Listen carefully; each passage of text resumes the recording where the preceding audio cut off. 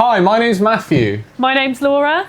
And it's a real pleasure to have you here today, Laura, and to show you our show tank that is here at the Ocean Genesis unit here. Great to be here. Thank you for having me. Yeah, no worries, no worries. So how's it going with your tank at the moment then? Yeah, it's going fine, thank you. I've been buffering for a couple of months now. Yeah. I'm really seeing a difference. The corals are so much happier. Even the fish look a bit happier, although I could just be imagining that. But yeah, it's all looking much better. That's brilliant. That's brilliant to hear. So you're thinking, you know, I'm going to get more ambitious with your corals as you move on now then? I really want to see it I want it to be like this, basically. I want to see it covered in corals. I really want the algae to just disappear, but that's proving my hardest struggle at the moment. But yeah, it's going good.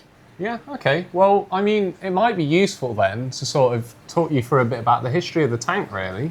This one here? Yeah. Yeah, let's do it. Just to give you an idea of like where you are and where you could go in line with what's happened with this. Sounds good. Let's see the tank. Yeah, so at the moment, this tank has got a variety of SPS and LPS within it, plenty of zoas, plenty of fish, but it didn't always look this good. So this tank, it's about 2.5 years old now. And when it started, as you can imagine, there was plenty of green hair algae. There was a heck of a lot of rock, not a lot of coral at all, really. And the fish have changed as the years have gone on through a few power cuts and whatnot, unfortunately. But it's all part of the hobby and running a business as well, is having to learn and move on from these things, really. Yeah, I was gonna ask, how did you get into the hobby? So I got into the hobby from actually starting from goldfish and having goldfish as a young age of like 7 or so. And then I was really lucky that I was able to visit Egypt and go snorkeling in the Red Sea. Oh, cool. And it was absolutely stunning. I saw loads of different things, you know, giant trevally, whale sharks, hundreds and thousands of different fish, antheas especially, like stuck in the memory, but just huge coral reefs. It was absolutely, it was stunning. And I always used to have to walk past the marine section at the garden centre to get to the goldfish. And I just think that walking past that marine section every single time to go and get a goldfish or to get a plant, it really just made me be like, oh. Yeah, subconsciously and consciously. You knew you wanted that. Yeah, that was cool. it. And so it kind of just happened over the years. And then when I was 15, I was finally went to my mum and I was like, please, can I have a marine tank? Because we were looking at moving house. So I was like, here's my time. I'm going to time it right. Yeah. And she was like, yeah, but only when we get a new place. And I was just too impatient. I was like, no, I want one now. So I was able to get a 25-litre system. Oh, wow, nice. With a couple of clownfish. And I started a tank half the size of your one, actually. Wow, yeah. And kept that going for a year or so to kind of prove that I could do it. And then straight away when we moved house, we got a 300-litre tank. Nice. And that was actually a tropical convert with an external filter. So I've been through all of that transitional story to then eventually getting a marine tank and building over the years. And awesome. I must admit, this is the best tank I've ever had. And it's because it's the most established. Time is key. Time is key in this hobby, definitely. Brilliant. So is that kind of why you set up Ocean Genesis then? Did that come about for being a hobbyist? Yeah, I'd say so, definitely. Yeah. It's one of those things. If it's your hobby, if it's your passion, you never work a day in your life. And that's always been what I've been like. I just kind of do what I enjoy. And if I enjoy it, I'm smart, I remember. And if I don't enjoy it, I'm not. I'm the same. I am the same. So how old's the tank? So this tank at the moment is about 2 years and 7 months of age. So it was set up in November. No, it was actually October of 2024 at the time. So we were on another unit in Weymouth for about 6 or so months. Yep. Originally, we were in Portsmouth, which was where I went to university, and we sort of had our tanks. And then we moved over into this unit, and it was an absolute shell in the past. And now, as you can see from the background, we're a little bit more established, which is really nice. It's looking good. Should we have a little look around then? Do you want to talk us through? Let's go for it. I don't know, we'll go with the the main question. What's your favourite coral? It's so difficult. It's so difficult to answer that because, you know, with corals, I just love all of them in so many different ways. But it's a real toss between the Blastomyricamusia, the red ones here, or the green ones over there. They're just so unique, the green ones. I've never come across the green ones before. And then also at the same time, one of the things that I've always enjoyed the most, but it's not my best ever colony. I used to have a massive wedge of a favia that's called a watermelon favia. Oh, okay. And that's that one over there, which is a little frag of it. Oh, yeah. So is it's that the like, kind of turquoisey one? Yeah, turquoisey, but then it's red. Yeah. As like the main mouth, turquoise around the sides. Yeah. You know, I'm able to get a frag of like 1 inch, and then to grow it into a rock is just really quite something special. So you frag as well then, that must be fun. Yeah, it is fun. It's one of those where it's really nice like to engage with the local community, and it's almost like trading cards. And if I can make a bit of money fragging to then get another coral that I want, which is the trading cards sort of analogy, sure. Then that's brilliant. I feel like we have a co-presenter here, a third one. Yes, we certainly do. Blenny fellow. Yeah. So this is our Watchman shrimp goby, but minus the shrimp, I'm afraid, because it's for a very simple reason. I've had this fella now since 2022. Oh, wow. So we're talking like 4 and a bit years Blimey, now. Okay. Yeah. So he do you know how long they live for? So they usually live for about 15 to 18 years. Oh, okay, cool. So, you know, they're quite long-living fish. And he's a real character. I mean, people say that Watchman gobies are, you know, when you look online, they're not very aggressive. They're really chill, you know.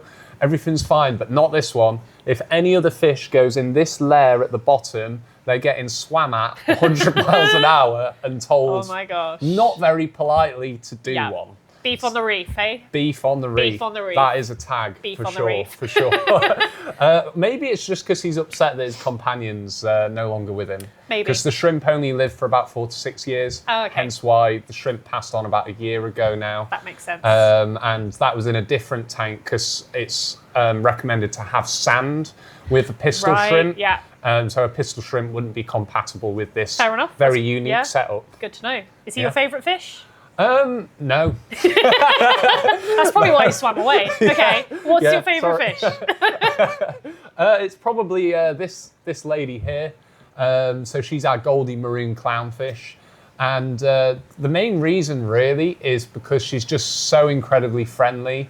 If ever I'm to put my finger at the top of the tank or to feed the tank, she's always the first there. She's always the first to say hello. So it's kind of like a connection thing, really, I guess. But I am quite a fan of the new copper band that I've got, which is over on the right side of the tank there by Laura. That one's a new acquisition. Got him about 7 weeks ago from Ernston Aquatics. Stunning. Yeah, it's doing really well, really healthy fish. Was really concerned about him in the first sort of 2 weeks because it was only living in the underworld. It wasn't really getting out and about too much. It was really struggling to feed. But I just had to put that little bit of time and effort in getting some shrimp inside of this and then shooting it down to the underworld to him. And then the clownfish actually decided that it was going to be best friends with the copper band for about a week or two because he associated the copper band with food, which is not what I wanted. Yeah, she's quite food driven then. Yeah, very food driven. That's kind of like the personality to her, really. But then the other fish that I've got to draw your attention to that I'm absolutely buzzing with, which is my Caribbean blue bass. So I have always wanted shoaling fish. Now, I do have 3 in the tank, but they do shoal reasonably well. Yeah, you've got 2 coming together there.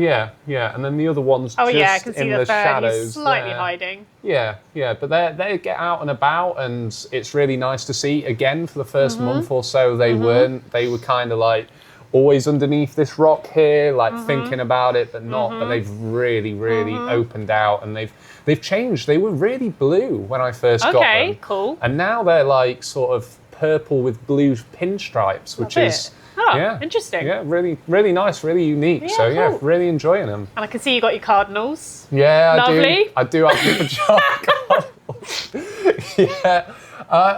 I don't mind them, but I don't love them either. I'm not gonna lie. They were a donation. I didn't pay for them. Would you ever pay for a cardinal? The bad guys maybe. The bad guys maybe, but probably not the pajamas. We have a bit of an in thing. We don't think they look like they have anything in their heads. Yeah. There's nothing there. Yeah, they're not very personable. They're not very smart. They're meant to be shoaling, but these two don't like each other.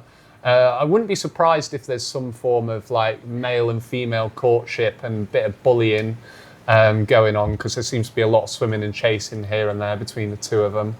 This one being the smaller one, that's usually the one that gets picked on by the bigger one. And then she thinks she can hide underneath, but obviously the goby's got other ideas. Yeah, yeah, that's it. Can't win.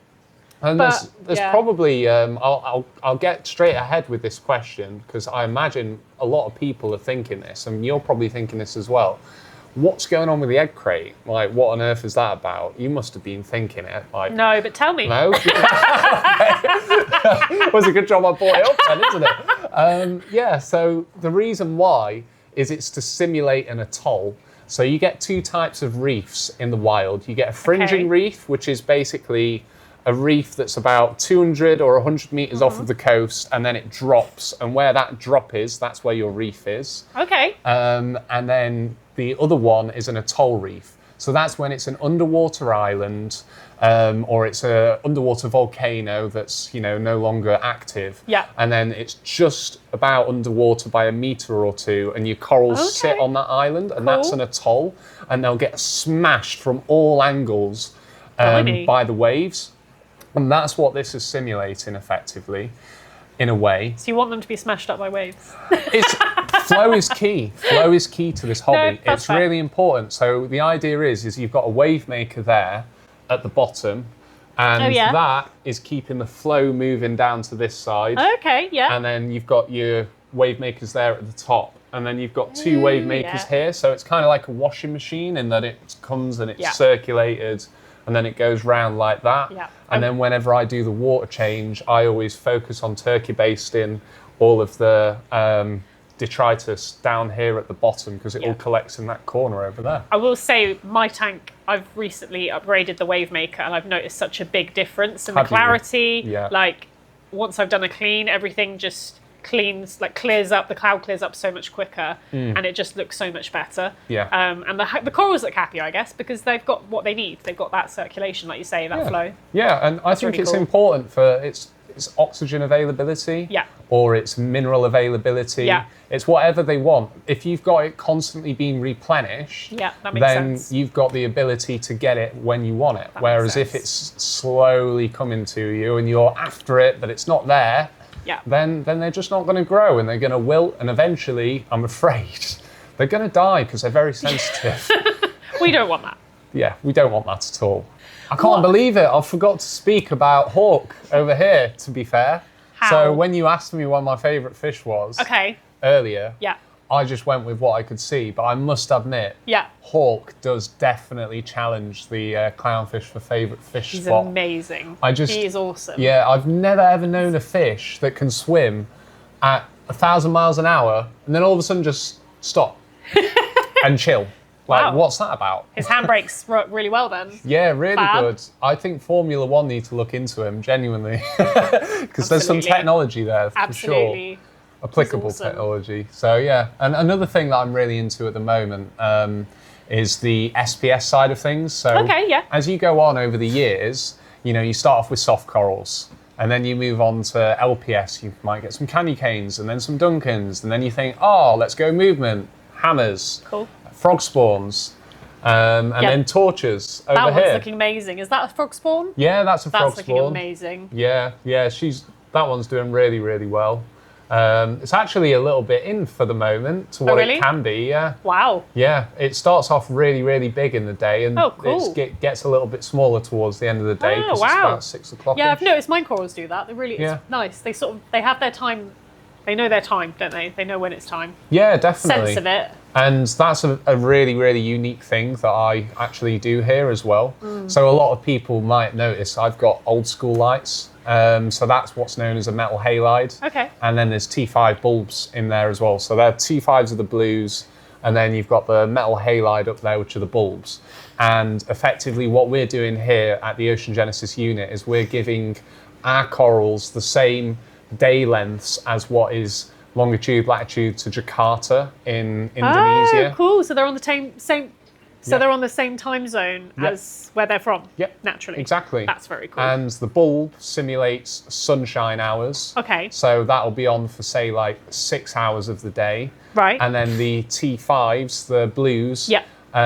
they simulate daylight hours, and they'd be on like 9 hours of the day. And then obviously the sunshine hours are in the middle of that day. Nice. And then they get longer and shorter as the months go on, going from summer That's into cool. winter. So obviously the tank's looking amazing and you've had a lot of success with it. We do have some before and after pictures, which we'll put in here. Yeah, I think round about now. Yeah, and then you can see how much it's changed over the years. Obviously you've had a lot of success with this. Have there been any like failures with it?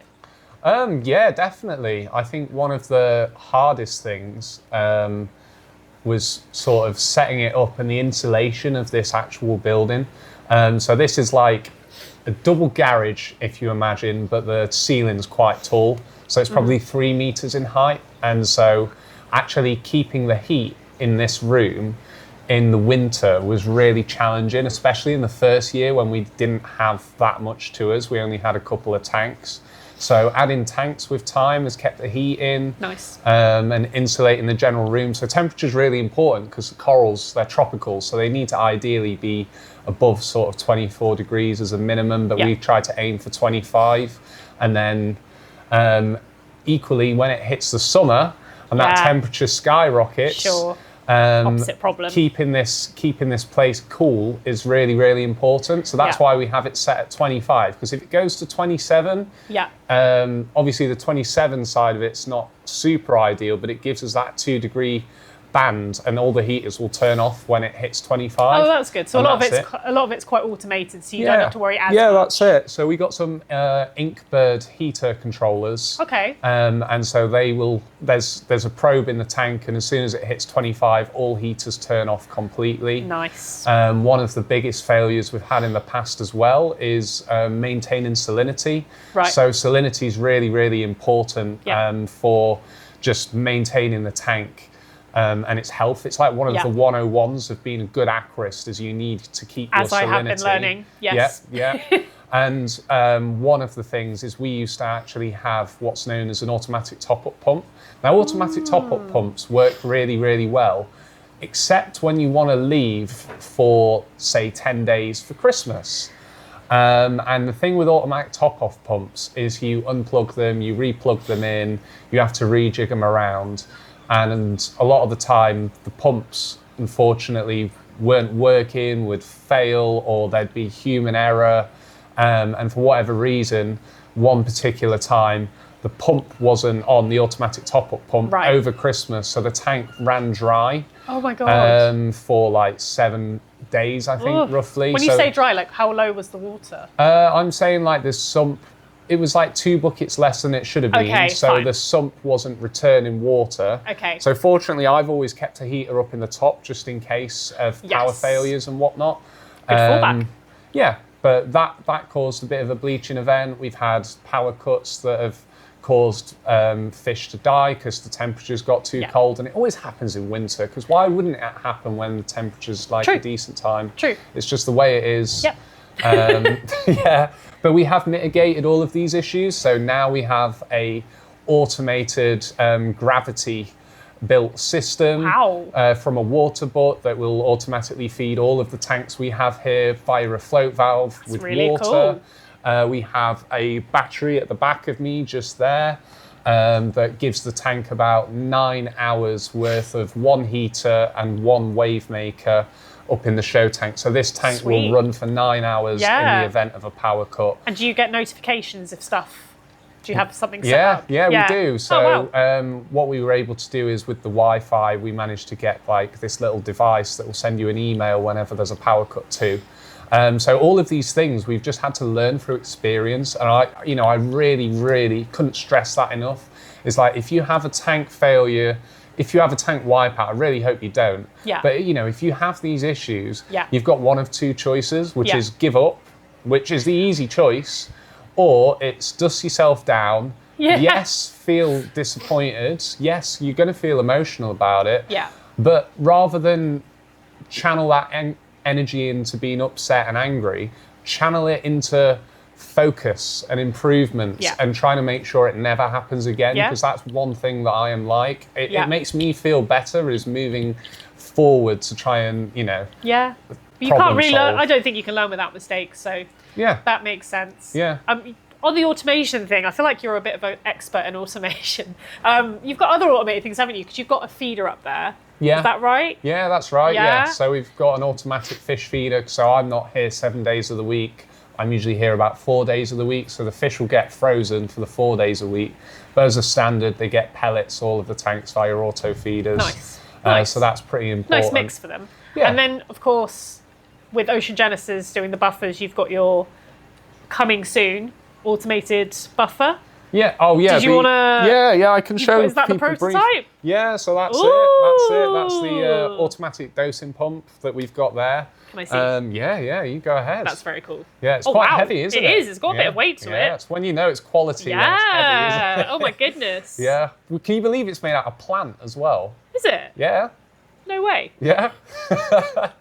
So pretty cool. It's fully biodegradable. Yeah, fantastic. But we have sprayed it with a waterproof spray because, of course, that's very important. And it's been trialed and tested to make sure the humidity is always below 80%, and it always is. So it's passed all of the humidity tests now, which is brilliant. So there's just a little bit left to wait for, isn't there? It's the app side of things now. So we've got the physical pump, we've got the hardware, we've got it working with a Google-based software, but not our official app yet. We're so close to the app. We're doing the designing now. So yeah, I'm really, really excited for it. Yes, me too. at the end of the day, I've got to, at the moment, I still go on the Ocean Genesis web portal and I enter in my test results, but then I still have to program all my relative dosing pumps. And I've got 5 tanks here. So then to program the 5 tanks and then to manually add in the manual adjustment to get it from my, say, current of 8 DKH up to 9. That's also another step of going around and doing all of that. Whereas that pump, it's going to do it for you. It's just going to automatically add it in. It's going to save me like 20, 30 minutes a week. And I kind of have just, again, through the hobby, I'm just trying to solve my own problems. Yeah, and absolutely. if I can help other people out, if I can help push people forward, or I can help get those people from the tropical industry over to marines because it's more accessible, then it's just worth its weight in gold to me. And I'm not going to lie, I've really loved the process so far of setting up the tank. Yeah. But the idea of having something like that in the future is made it so much more motivating to get it set up and going, because it's I love the process, but there will be times where I'm like, I'm so busy, I don't want to have to do all of it, and it just makes it more realistic for me to be able to have it as a long-term hobby, because obviously it's investment, isn't it? It's a lot of time, effort, money's in there as well. Definitely, do you know what I mean? Definitely. So the fact that it doesn't have to take up as much time, some weeks that's going to be an absolute lifesaver. Yeah, definitely. And the great thing about it is it's all based on when you last did your test. It divides it by the number of days. Yeah. So if you do just have that 1 week where you can't do it on the usual Tuesday because you've got to go, life happens, and do something, then you can do it at the weekend, and it will just base it on the number of days, and that's that. It's not a set thing. Exactly. Because I know on the site I use it at the moment, obviously just on the web portal, and it has the option for weekly or fortnightly. Yeah. I mean, I do it weekly at the moment. I think it's going to be best for a while, especially as it's quite a young tank. Yeah. But the fact that it could eventually move to 2 weeks, and I'm not saying I'd leave it on its own without being checked for 2 weeks, but do you know what I mean? I go on holiday. Yeah, of course. I don't have to just have that huge commitment. I'd ring you up and be like, Matt, check my tank. Yeah. And the great thing about it is that it's going to have a bottle level monitor.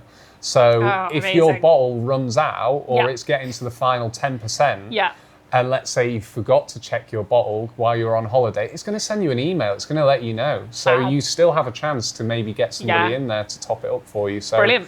All in all, it's definitely going to make life a lot easier. That is for sure. I'm super excited. Can't wait. Okay, important question. Yeah. When can I have corals like this without stealing them from you? Ideally, don't steal them from me. Oh, that's fine. for sure. Okay. So how old's your tank now? 6 months coming up to. Okay, so you're coming towards the end of the cyanobacteria bloom then? I hope so. Okay, so next you're going to have green hair algae. So the next thing That's happening. Yeah, it is. Keep an eye on the phosphates. Make sure that they don't exceed 0.16 ppm, ideally. And if you do that and you're thinking about dosing now, you're doing dosing? I'm dosing. Yeah, brilliant. I would say you want to go for your beginner LPS soon, which is perfect. So you can start looking at candy cane corals like this, or Duncanistria as well up there. They're good beginners. So many good names. I know. And then you can move on to sort of your hammers and your frog spawns, and then maybe your torches. So, you know, you're really heading in the right direction. Before we wrap up, is there anything else you want to say about the tank or anything else? Just that I'd like to say really good things. They don't come easy. A lot of work has gone into this. So we religiously do water change Wednesday. So we're here every Wednesday. We do about a 10% water change, and we ensure that we do all of the testing before we do any water changing too. We make the manual adjustments so that we buffer the tank to where it needs to be, and we generally clean the glass and make sure everything's prim and proper. And, you know, we've been doing that for 2.5 years. And it's pretty decent. Yeah. And looks like it's working. Look what we've managed to do, yeah. Fab.